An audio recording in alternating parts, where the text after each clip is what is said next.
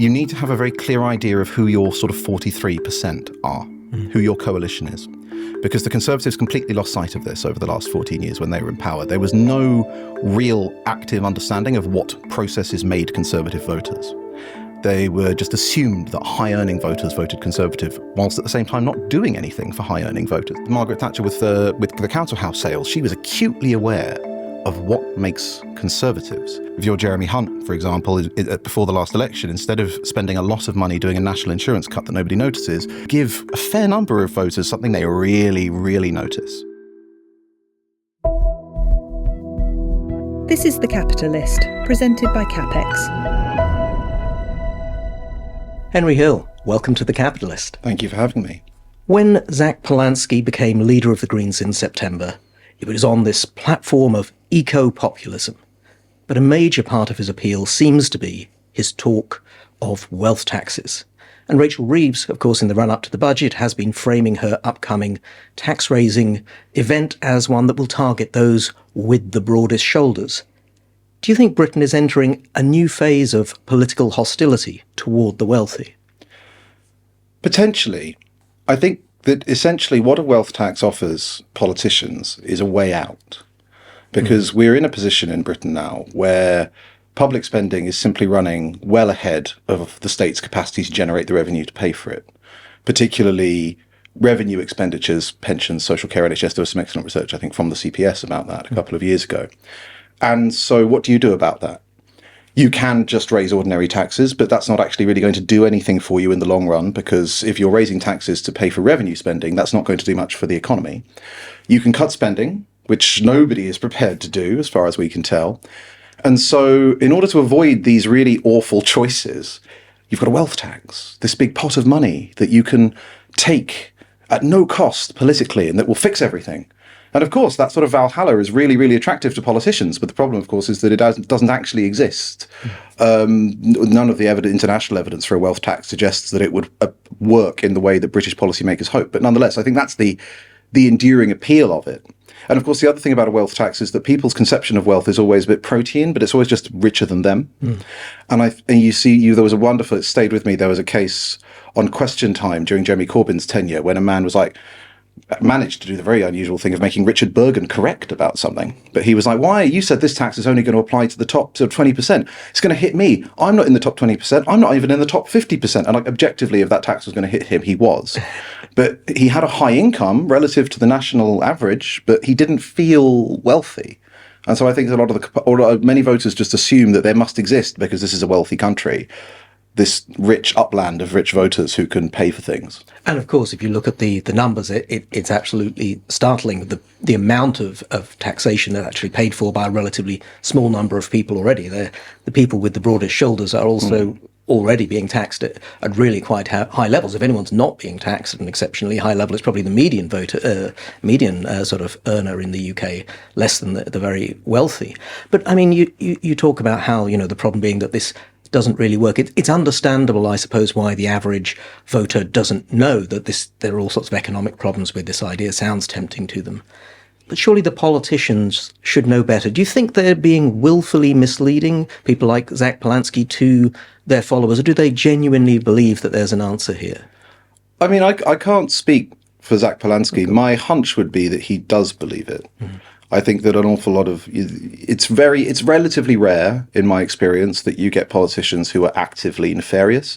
If they're lying about something like this, they're usually lying to themselves first, and then everyone else is as a consequence of that. So do I believe that people in the Green Party and on the left of the Labour Party sincerely think that there is this just reservoir of wealth that could be tapped? I probably do. Do I think that that is realistic, and do I think that the government is responsible for flirting with that idea? Absolutely not.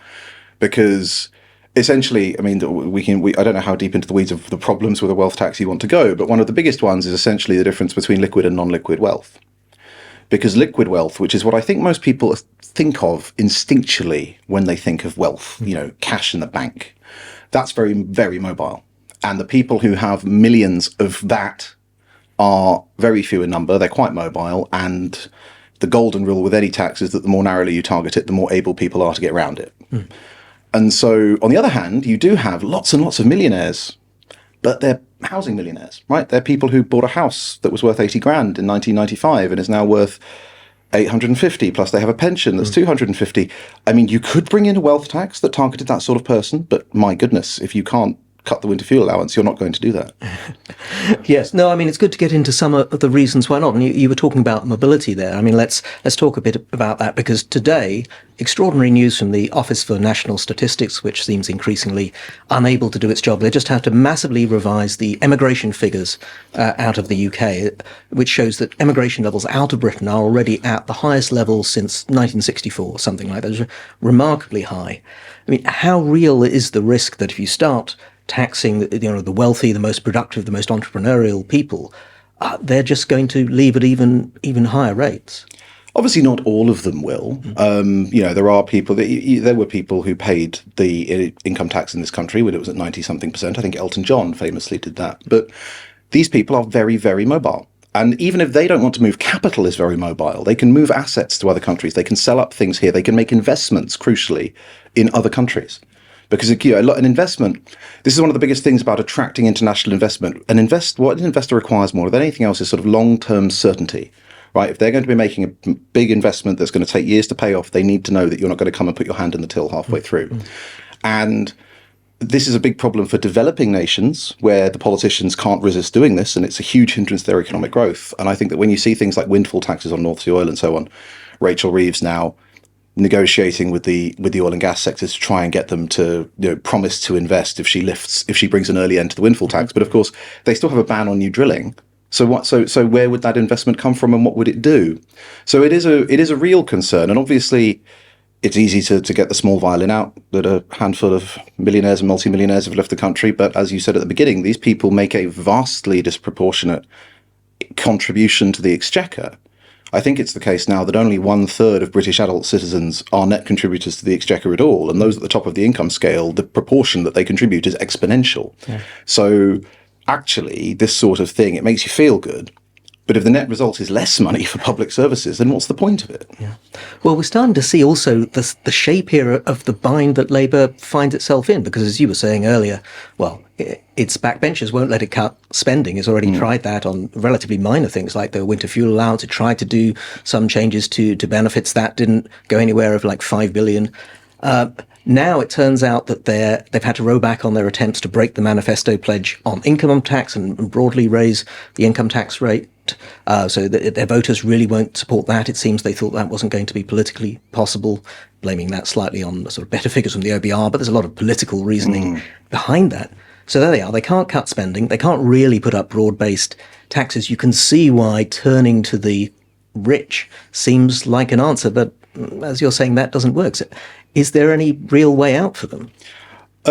It's very hard to see a way out for this government, because essentially they're trapped between essentially the pages of their 2024 manifesto, because Sir Keir Starmer didn't either square his MPs or the electorate for difficult decisions.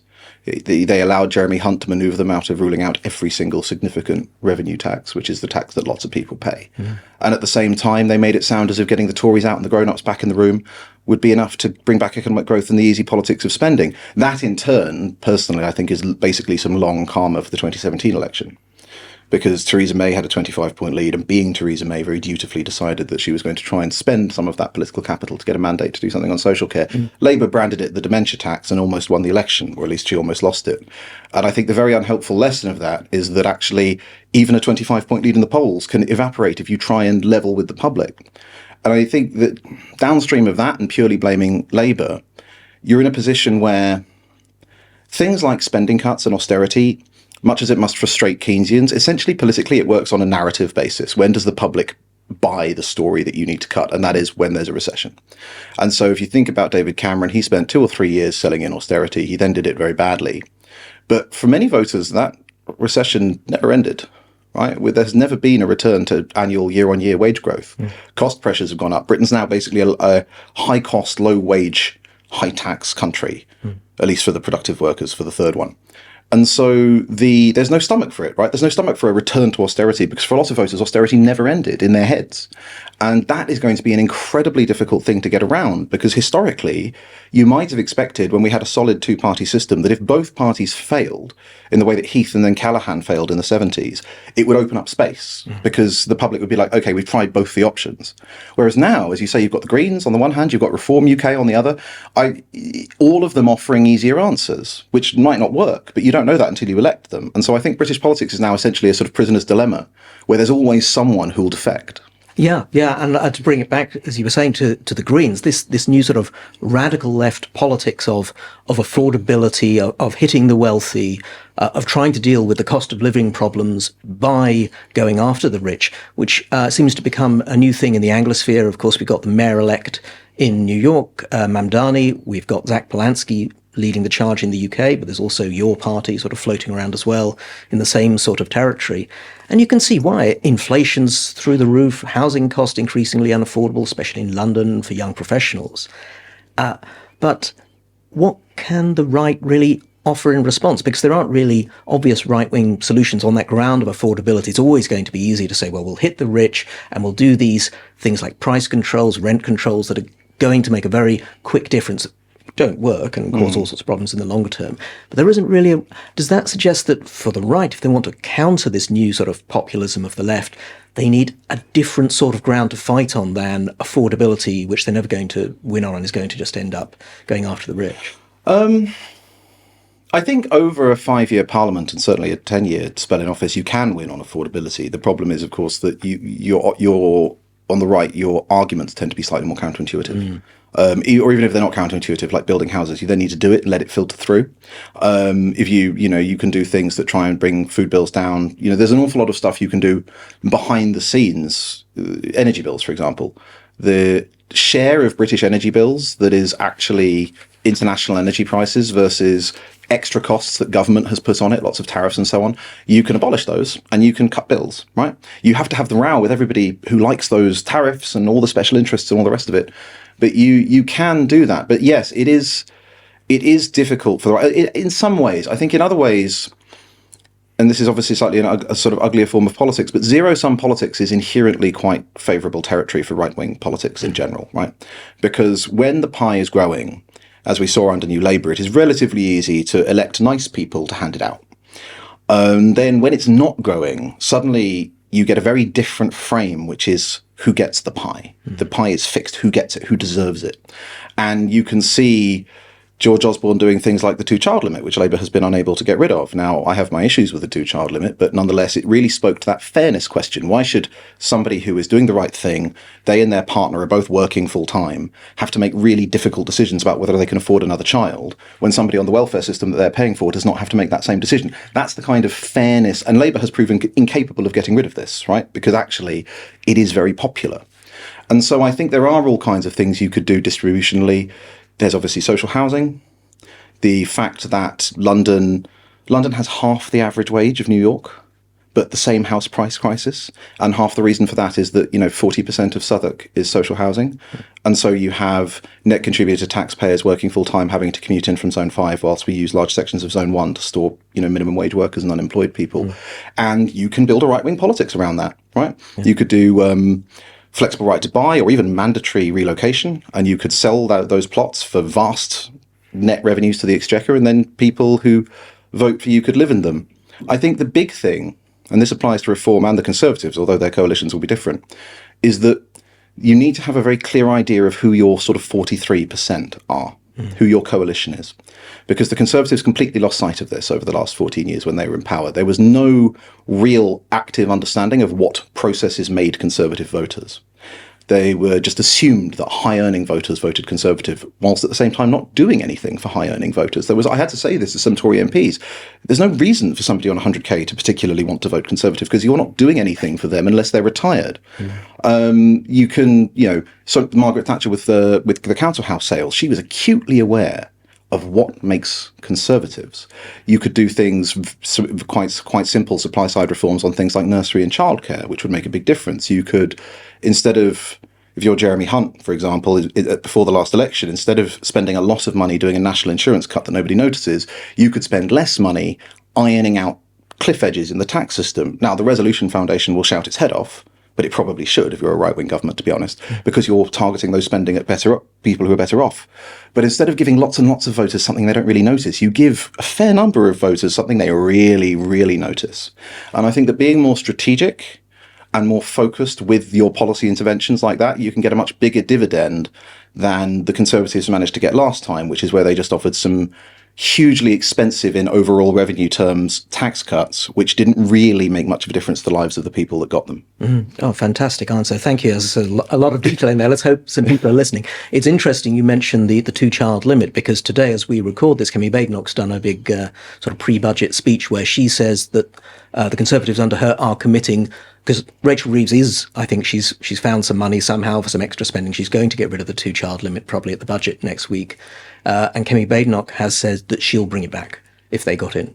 So she's committed to that today, which is quite interesting politics, because Reform, of course, are also in favour of removing the limits. So it's sort of trying to carve out some sort of Tory-ish ground. There's a lot of other territory there that you mentioned that she would need to get into. Well, let's turn more generally to the budget then. I will actually be joined by former Chancellor Jeremy Hunt next week on the day Reeves delivers the budget to talk about that. But as we wait for Reeves' speech, there's been this endless series of leaks and retractions from the Treasury, U-turns, as I was mentioning, on raising the rate of income tax, on an exit tax to prevent the rich from leaving, and on a proposed tax that was going to be on partnerships that was very specifically really targeted at rich lawyers and accountants. That's gone now, apparently.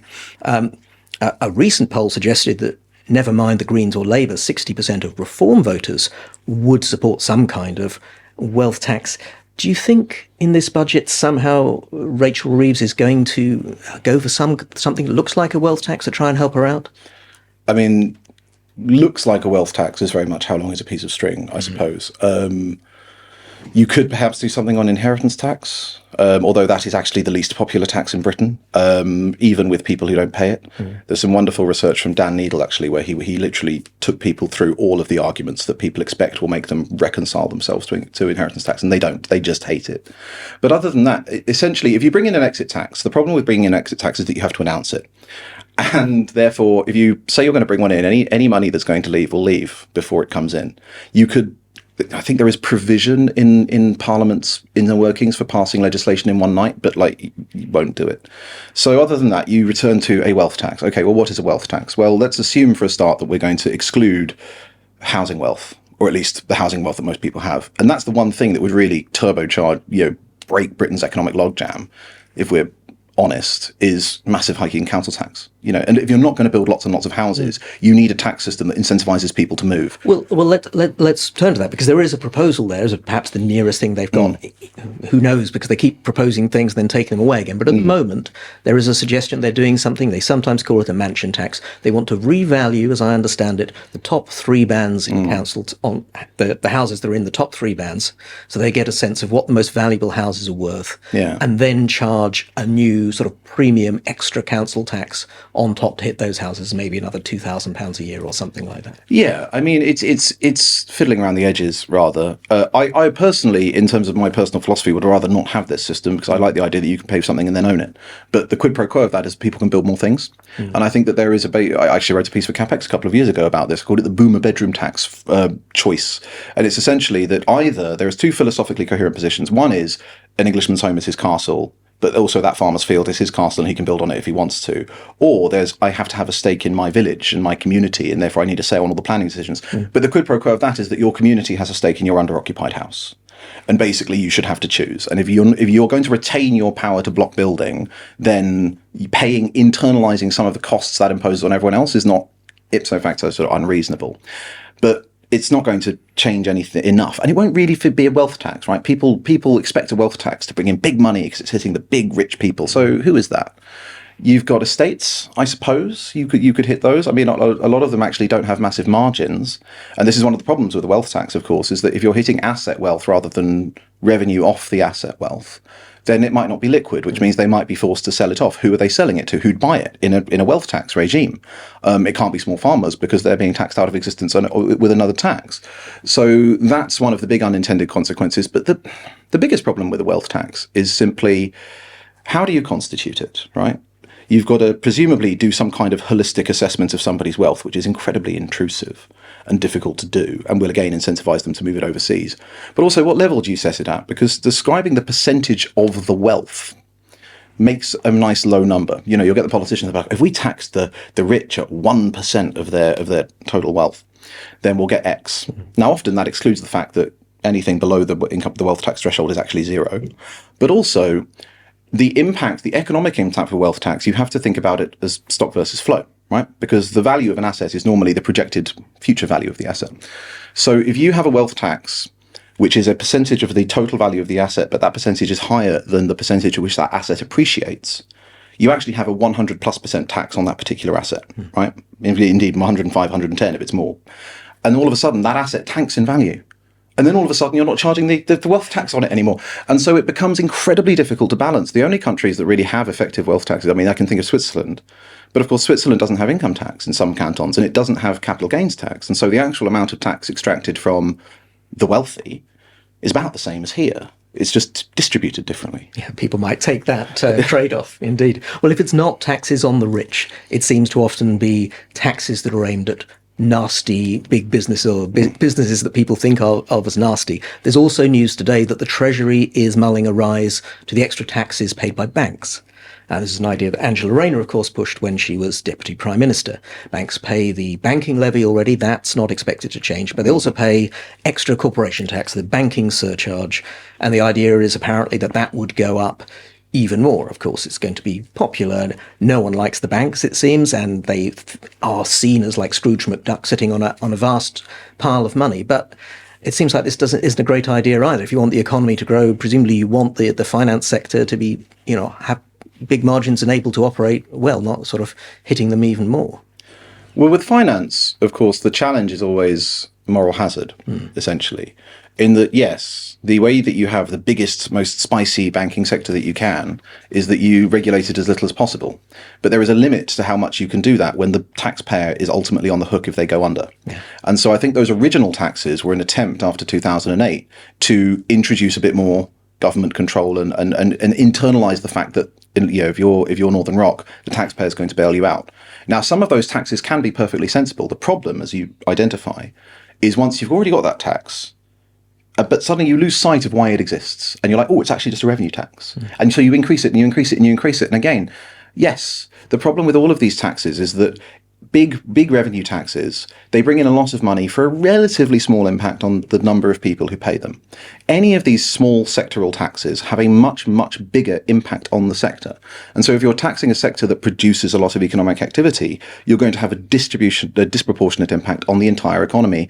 And in the long run, that worsens your position. And I think, I mentioned developing countries earlier. I think this is sometimes the sort of vicious cycle that they can end up in, which is everything's bad. And so they elect people who identify the villains, and they go after the villains, and that doesn't work, and so everything's worse. But that merely proves how nefarious and powerful the villains are, so you elect the next person. And that's how you get Argentina, 100 years ago, first world country, very prosperous. These things that we take for granted are not set in stone. The foundations of a functioning modern economy are not fragile, but not immutable. And I think that we do need to be very careful about how far we go down this road. If Labour is serious about growth, what policy would you most like to see in the budget? Massive house building and planning reform of the sort that they have just rode back on, and scrap the employment rights as well. Well, here's hoping. Henry Hill, thank you for joining us at The Capitalist. Thank you for having me.